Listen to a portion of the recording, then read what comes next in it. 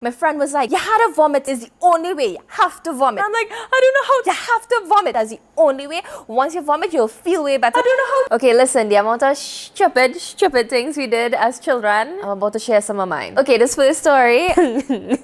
Basically, I was a very distracted child, especially in primary school. I still am a perfectionist, but back then it used to affect me a lot. A lot of times I would have to stay back during recess or lunchtime to take down notes on the board. I specifically remember this one time. It was during lunch period. I was in class taking notes from the board, and the teacher she was having her lunch, and she had some of her other teacher friends over at her desk. Obviously, they're laughing and talking and all this, so I become distracted. So I turn my attention away from the board and towards them, because obviously they distracted me. What I can say. One of the teachers noticed that I was listening to them, and she basically starts telling me things like while watching them or while listening to them, and she called me a name, right? Or said I was something. I don't remember what I did in that moment. I probably just laughed and like went back to what I was doing, writing the notes from the board. And so later that day I go home and I tell my grandma what happened. I'm like, well, grandma, I was, in class and the teacher was laughing and I was watching them, and she tell me this, and I tell my grandma, yeah, and she called me a macaw, and my grandma was like, a macaw? Like the bird? Yeah, grandma, she called me a macaw. So my grandma is completely confused, like, why the teacher calling my grandbaby names? Like, why is she calling my grandbaby an animal? So the next morning, she goes to school with me and she confronts my teacher. And she tells my teacher basically what I told her, that, the teacher was telling me things, and I was upset about, like, I was hurt about it. My grandma was upset too, like, why teacher tell me anything? She's telling the teacher, yeah, and she called her a macaw. Why did she call her a macaw? and now my teacher's confused because she don't know what he asked my grandma talking about, right? Obviously, she knew what happened the day before. Her teacher friend told me something, but she ain't calling a macaw. I don't remember quite what happened after that because I was away from them. I was in class and they were speaking outside of class. Obviously, the teacher tells her, no, that never happened, whatever. Teacher know what happened, huh? I don't think much happened. Teacher just tell her, that never happened. My grandma went home. Yeah, the teacher called me a mako. She was saying I was being makocious. Little me didn't know what a mako was. I just chalked it up as macaw and I went for that. Yeah, I remember around that age, I thought a lot of things that just weren't accurate. Like, I thought that when you got older, you would receive your own signature. Little me was thinking, yeah, I can't wait to get older because when I get older, I'm going to get like a custom-made signature. Well, I obviously didn't think the words custom-made, but I thought that you would get like a custom-made signature that you could then use to sign documents. So I was like always excited. Wait, I can't wait to get older so I could get my own signature and I could sign important documents with. In fact, I kind of wish that there was something like that. Is there something like that? Because I would pay to get a custom-made signature because my signature is real trash. So yeah, that was just like the phone card story. I told this over on my TikTok and Reels already, but I also thought that you had to physically put in a phone card in your phone, because I realized one day I was with someone and they are older person and they bought a phone card. They fold up the phone card and put it in the back of the phone where their battery was. So they took off the back cover, put it in,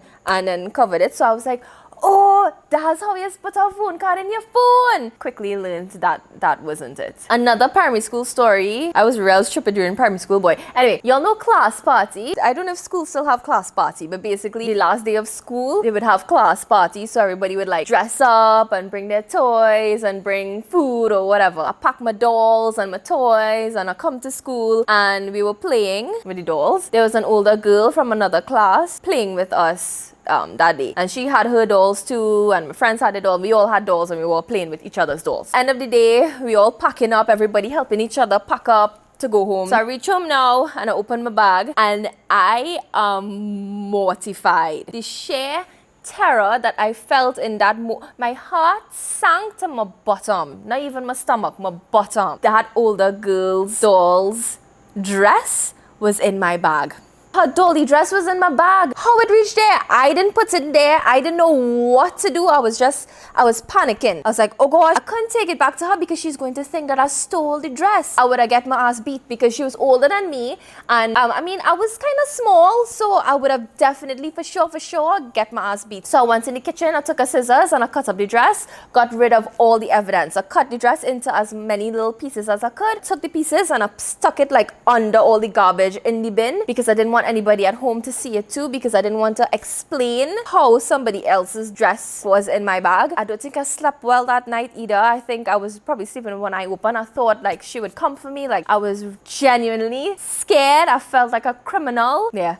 That was that story. This is the last story from primary school, I promise. We had a parlor in our school. I think all schools have a parlor, right? And the parlor used to sell chow. I believe this was the morning. This was like before the bell rang for school in the morning. I went to the parlor and I buy Pumsite chow. I scarfed down the whole thing because I know the bell was going to ring soon. A piece of Pumsite string. Oh, I don't know what you call that, but you know the hard little specks from the Pumsite seed? It gets stuck in my throat. So I'm just there, frozen, because a piece of Pumsite stuck in my throat. I'm swallowing, I'm drinking water, nothing sending it down. I can't even like stick my hand in and reach it. The bell rings. I told a friend of mine, I told her what happened. We just quickly ran to assembly and we had to say a prayer. Eyes are closed, hands are clasped. I'm leaving a warning here. Don't continue further. Maybe scrub through a few seconds if you are easily grossed out by certain themes. So we say in our prayers and vomit is creeping up my throat into my mouth and we get into a leak up my mouth. I'm just saying that there are teachers there. I could have easily gone and tell a teacher what was happening. I was basically choking a little bit. Not a bit, I was choking and I refused to do anything. I was just trying to pretend like it wasn't happening and let me just get through this prayer and get to class. Eventually, I was beginning to get scared. My friend was like, you had to vomit. Is the only way. You have to vomit. I'm like, I don't know how. You have to vomit. That's the only way. Once you vomit, you'll feel way better. I don't know how. So we go to the sink and I'm trying to bring up this piece of Pumsite. I don't remember vomiting. I wonder if it went down, boy. I really can't remember, but I remember getting over it and continuing on with the day. Why I didn't just go and tell a teacher? I don't understand. Like I could have been in serious trouble. I also may have set 2 pots on fire during my youth. You can't really blame her because we had an electric stove with a flat countertop, and a lot of the times I would turn on a burner and turn on the incorrect burner and leave and go and forget that it's on the stove. I think these 2 times that I set the pots on fire, there were like multiple pots on the stove and I would turn the burner on for the wrong pot that needed like heating up, and it was an empty pot that would just get really hot, and I don't know if it had oil or something in it. I just remember one time specifically I was ironing my clothes for school and I put a pot to hot. Where I was is like in a room off of the kitchen, so I could kind of see in the kitchen, and I just remember looking up. I was hearing something like crackling and I was like, what's that, boy? I burn in the shirt. I just look up in the reflection of the microwave. I just see flames and I was like, Grandma, get in the kitchen. No. I remember hearing my grandma saying like, what happened to this child? And they both come in the kitchen and obviously they see the fire and they put the and tried to out the fire. Yeah, it was bad, but the whole pot, it was just like whoosh, like a big fire. She banned me from cooking. The second time I remember, it started to smoke up, didn't quite catch a fire yet, and I took it off and the whole house was just smoky. I opened all the windows to try and hide it, and my grandma came home. She was like, you light a candle in here? What happened? Yeah, I had to tell her. She figured it out. The last one I'm going to talk about, I'm not very proud of because it could have turned very, very badly. Actually, I feel like many of these stories could have turned badly. But anyways, we had a doggy. My grandma told me to go and feed her. And she told me where to get the dog food. I made my way to get the food, and right where she told me the food was, there were 2 boxes in a bag. I grab it and I go to feed the dog. I began to open the box and I was like, this doesn't look like dog food. It was 2 cakes. So I'm thinking, but she told me where the dog food is, and right where it was were these 2 cakes. So do I feed the dog these cakes? Cheesecakes, to be specific. Very nicely decorated. But in my head, I'm thinking, I wonder if these cheesecakes are spoiled, and that's why she told me to feed it to the dog. So I give the dog the cheesecakes. And the doggy, her name was Sophia, she lapped it up like it was the best meal she ever had. Later that day, my grandma's looking for the cheesecakes and she's like, where are the cheesecakes? Oh, well, I give it to the dog because she told me that's where the food was. She was mad. I didn't get licks or anything, but I get a good buffing up. How you could do that? How you could give? And yeah, she just went off, and that was a not so shining moment for me. The doggy was fine. She was okay. She did pass away years later. I'm most regretful about that one. That's all the stories I have for now. If I think of more, I'll probably do another video. Please don't leave me alone in this. Please leave some of your stupid moments in the comments. I would love to read them. I'll see you in my next video. Bye.